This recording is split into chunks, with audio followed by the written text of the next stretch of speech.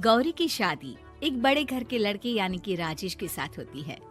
राजेश की 4 बहनें हैं और सभी अपने भाई पर जान छिड़कती है। अरे पापा, ये राजेश के लिए कैसी छोटी सी हिट की लड़की ब्याह लाए आप? हम लोगों का भाई तो राजकुमार है, उसके लिए तो कोई राजकुमारी होनी चाहिए थी। गौरी को ननद की बात बुरी लगती है और वो रोने लगती है। अरे क्यों गला फाड़ रही है? क्या गलत बोल दिया मेरी बेटी ने? एकलौता बेटा है हमारा, समझी? वो तो तेरे ससुर हाँ कराए थे, वरना मैं तो ना करवाती तेरी शादी अपने हीरे जैसे बेटे से। ननदे सास को भरती और सास गौरी से लड़ती। ये क्या है? तुम्हारी बहनें और माँ आए दिन मुझे खरी खोटी सुनाती रहती है। क्यों नहीं बोलते उन लोगों को कुछ? अरे क्या बोलूं? अब उन लोगों का इकलौता भाई और बेटा होना, तो वो लोग थोड़े इमोशनल है मुझे लेकर, समझा करो ना। और कौन सा वो लोग रोज आते हैं ससुराल से? माना एक साथ नहीं आती, लेकिन रोज कोई ना कोई तो खड़ा ही रहता है ना। खैर, जैसे तैसे कुछ साल गुजरते हैं। गौरी एक प्यारे से बेटी की माँ बनती है। सुनिए, हर बात पर ससुर जी से पैसा मांगना ठीक नहीं लगता।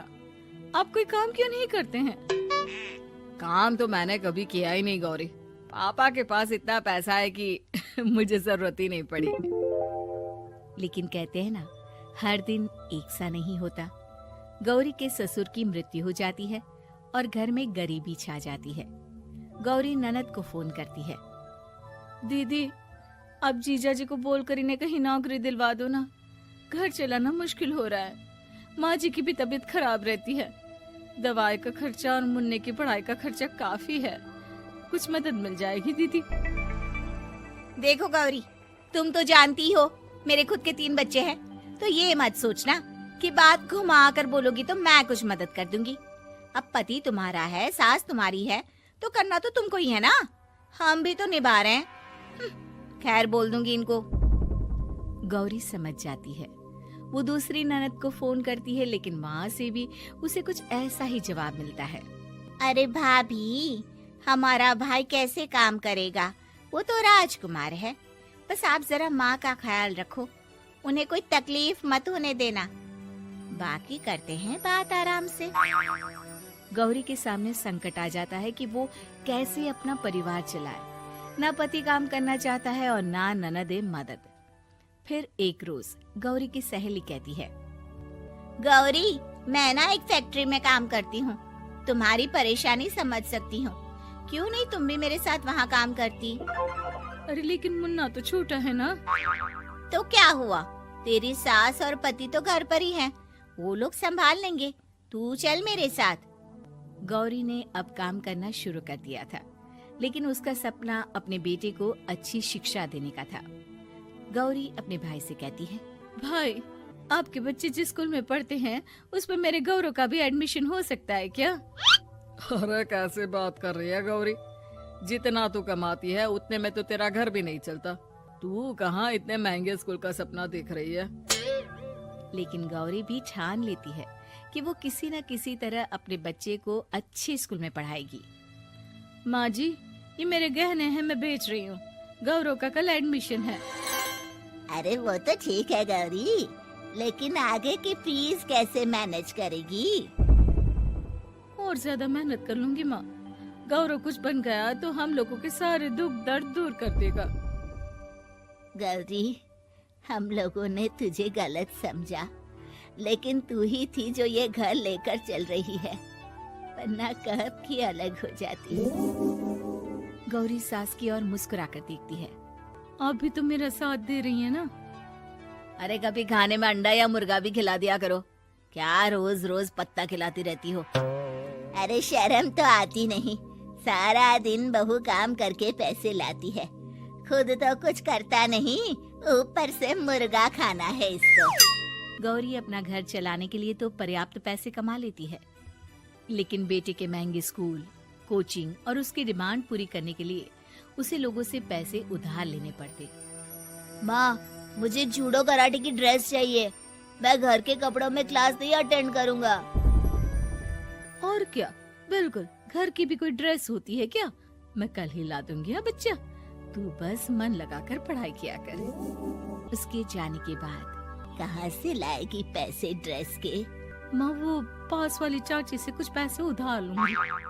अरे सभी से तो उधार ले चुकी है तू। कर्जा इतना चढ़ा लिया है कि पूरा जीवन भी कमाएगी तो उतार नहीं पाएगी। अरे माँ जी, गौरव कुछ बन जाए तो मुझे कमाने की क्या जरूरत, फिर तो मैं बस रानी बनकर राज करूंगी। एक दिन गौरव कहता है, माँ मेरी नौकरी लग गई है, वो भी अच्छे पैसों में। अब हम लोगों के बुरे और दुख के दिन जल्दी खत्म हो जाएंगे। गौरी की खुशी का ठिकाना नहीं होता। वो सास की फोटो के सामने हाथ जोड़ती है कि उसका पति उसे कहता है, देखा गौरी, तेरी तपस्या खत्म हुई। इतने सालों से जो तू फैक्ट्री में नौकरी कर रही है, अब तू आराम कर सकती है। अरे नहीं नहीं, अभी तो नौकरी लगी है, कुछ दिन कुछ पैसे कमा तो लेने दो। कुछ महीनों बाद गौरी की ननद गौरव के लिए रिश्ता लेकर आती है। अरे भाभी, वो मैं ना रिश्ता लेकर आई थी गौरव के लिए। सुना अच्छा कमा रहा है, क्यों? देखा मेरी बहन कितनी अच्छी है, कितना सोचती है हम लोगों के लिए। गौरी कुछ नहीं कहती, लेकिन उसका मन नहीं होता है कि वो बेटी की शादी इतनी जल्दी कर दे। हाँ वो तो ठीक है, लेकिन अभी कुछ कर्जा है जिसे उतारना है। तो क्या हो गया, शादी के बाद भी उतार लेगा। कम से कम एक लड़की आ जाएगी तो आराम रहेगा। गौरी लोगों के प्रेशर में आकर बेटे की शादी कर देती है और शादी के बाद एक दिन जब अपनी फैक्ट्री में जाती है।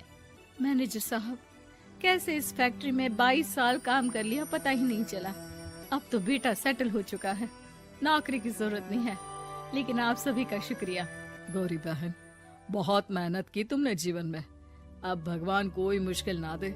गौरी घर आती है, लेकिन दरवाजे के बाहर से ही उसे बहू और बेटे की आवाज सुनाई देती है। क्या है, तुम्हारी माँ ने तो सोचा भी नहीं कि जो कर्जा वो ले रही है खुद की अय्याशी के लिए, वो हम लोग क्यों भरे? उनका कर्जा है वो देखे। हाँ लेकिन क्या करूं, माँ को छोड़कर रह भी तो नहीं सकता ना। अरे रह नहीं सकते तो क्या करोगी? पूरी जिंदगी उनका कर्जा चुकाते रहोगे? कल को हमारी भी फैमिली बढ़ेगी, कैसे मैनेज करेंगे? मैं नहीं जानती, साफ साफ बोल दो पैसे नहीं है फालतू के। जिसका कर्जा है वही निपटाए। गौरी बेटे बहू की बात सुनकर स्तब्ध रह जाती है और अंदर न आकर वहाँ से सीधे फैक्ट्री जाती है। मैनेजर साहब, मैं सोच रही थी कि इतनी जल्दी नौकरी नहीं छोड़नी चाहिए, जब तक हिम्मत है तो कर लेते हैं। वो मेरा इस्तीफा ना वापस कर दीजिए। ये बोलकर गौरी की आंख लाल हो जाती है। मैनेजर समझ जाता है कि गौरी की उम्मीद टूट चुकी है। वो उसके हाथ में इस्तीफा रखकर कहता है, कर्जा माँ का है तो माँ ही चुकाएगी। माँ का कर्जा आज तक क्या कोई चुका पाया है?